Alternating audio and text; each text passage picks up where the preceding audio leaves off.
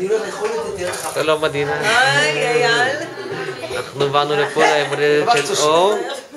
הרווחת שושי. איזה מצלמה כמו שלי. טעים לך. שלום אור. מזל טוב.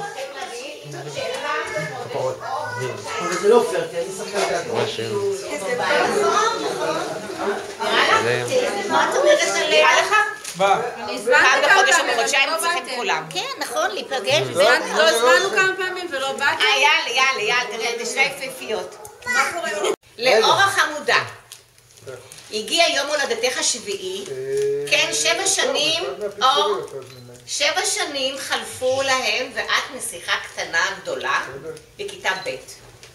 גדלת ביחד עם בת דודתך עדן, שאת כל כך אוהבת, ביחד בכיתה, בצהרון, אחרי הצהריים, ואצל סבתא וסבא, כשסיוון הקטנה לצדכם כל הזמן.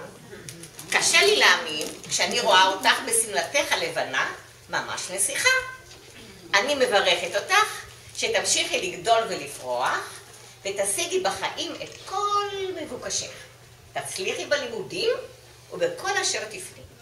בריאות, אושר ושמחה.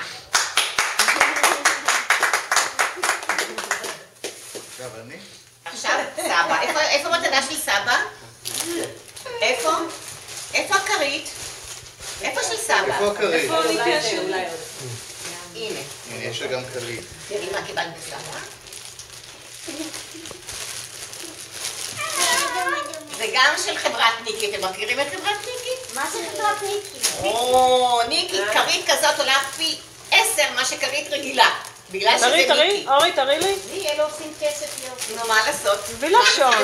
בלי לשון. לא, תוציא את תכניסי את הלשון. עכשיו סבא יקריא לך הקדשה. לאור הקטנה מלאו לפתע 7 שנים של צחוק וחיוכים וגם הרבה לימודים ולא רק משחקים.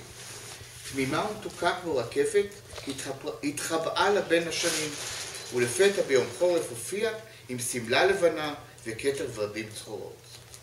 מציח אושר ושמחה בכל אשר תובילך הדרך, עם עדן, סיוון ונוני, ועם מי שאת כל כך אוהבת.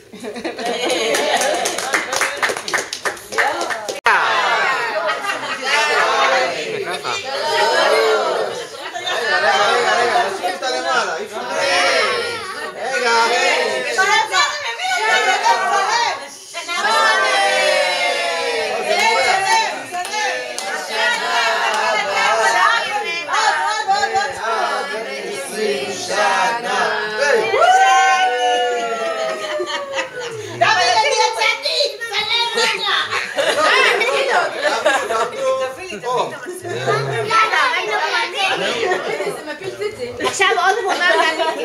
רגע, עכשיו, רגע. בואי. עכשיו גם סבתא, רגע. רגע, עכשיו. בואי.